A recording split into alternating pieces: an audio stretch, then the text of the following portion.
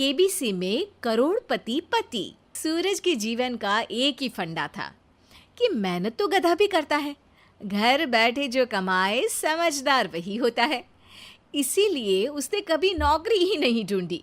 इस बात से हालांकि उसकी पत्नी शिखा बिल्कुल भी अग्री नहीं करती थी, पर फिर भी सूरज को समझाना बेकार था।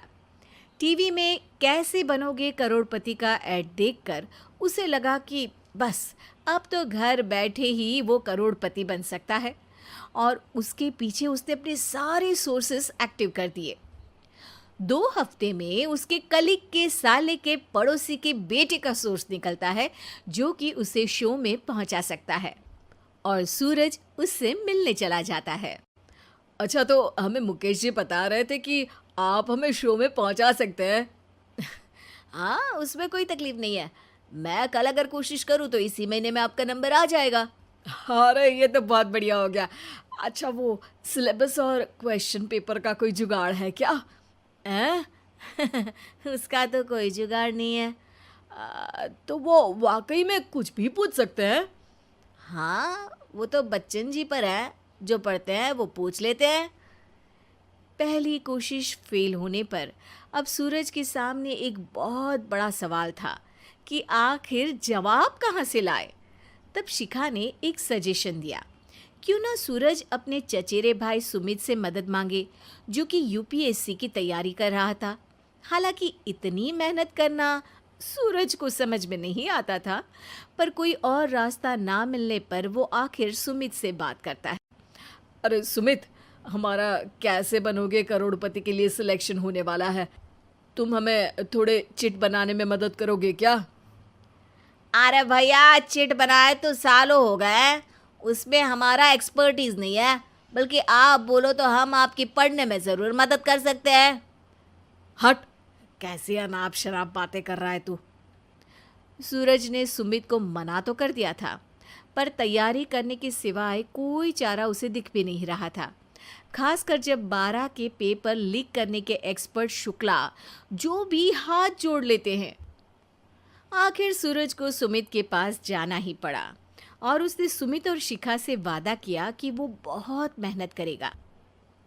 1 महीने की तैयारी के बाद फाइनल हुआ कि शो से 1 हफ्ते पहले एक ट्रायल खेला जाएगा, जहां पर सारे रिश्तेदार ऑडियंस की जगह पर होंगे और शिखा सवाल पूछेगी। दूर दराज से भी रिश्तेदार आकर हाजिर हो गए देखने कि आखिर कैसे बनेगा सुमित करोड़पति। सब कुछ सेट था, और इतने में सूरज आकर अपना स्पीच देता है। ये 1 महीना मेरे लिए आसान नहीं था, पर अपने भाई सुमित और अपनी पत्नी शिखा की मदद से मैं इतनी दूर पहुंच पाया हूँ। मेरे मम्मी पापा के आशीर्वाद ने भी बहुत साथ दिया है मेरा। मैं उम्मीद करता हूँ कि आज के शो में आप लोगों को बहुत मज़ा आएगा। साक्षी पहला सवाल पूछती है और पूरे कमरे में सन्नाटा छा जाता है। इंडिया में कितने स्टेट्स हैं? 3, सॉलिड, लिक्विड और गैस। अरे रुकिए, तो ऑप्शंस तो देने दीजिए। इतने में 5वीं कक्षा का चिंटू बोल उठता है। अरे क्या मामा, आप तो पहले सवाल पर ही आउट हो गए। अरे बेटा, पहला सवाल तो ट्रायल होता है ना। अरे तुम अब देखना। देखने जैसी बात तो थी ही। सूरज को इतना शांत किसी ने नहीं देखा था। कभी कभी तो लगता था मानो सूरज आंख खोलकर ही सो गया हो। मामा जल्दी करो प्लीज, कल सुबह पनवेल भी तो निकलना है। अरे हट, कंसंट्रेट करने दे मुझे। 3 सवाल में 3 लाइफलाइन खत्म हो चुकी थी, और अब चौथे सवाल पर भी सूरज का मौन नहीं टूटा। पर सूरज अभी भी हार मानने को तैयार नहीं था। उधर हर कोई सूरज को छोड़ सुमित को देख रहे थे। आखिर सुमित ने ही तो पढ़ाया था सूरज को। गजब बेइज्जती है यार। अरे बेटा, तो बाप का, दादा का, भाई का, सबका नाम बुड़वाएगा। अरे 3 लाइफलाइन ले ली तो भी तेरा कुछ नहीं होना है। अरे कोई इतनी बात करता है क्या शो पर? अरे बेटा, शो पर तेरे जैसे भी तो नहीं आते ना। सूरज की ये जंग आखिर 1 घंटे बाद 5वें सवाल पर खत्म हो गई, जब उसने इंडिया के नेशनल बर्ड का नाम कहा, कौवा। अरे बेटा, मजा तो बहुत आया, बस थोड़ा टाइम पर खत्म होता तो आनंद भी आ जाता। ताने बारिश के बूंदों की तरह बरस रहे थे और सूरज को भी समझ आ रहा था कि ये करोड़पति बनना शायद उसके बस के बाहर की बात है। पर वो आखिर ये बात मान कैसे लेता? वो सख्त लौंडा जो ठहरा, उसने सोचा कि बेइज्जती तो हो ही चुकी है, पर अगर मैं हार नहीं मानूं तो शायद कुछ हो सकता है।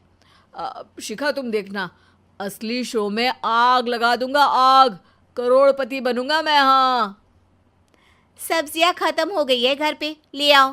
पहले पति बन जाओ, फिर करोड़पति बनना। अरे गजब बेइज्जती है यार।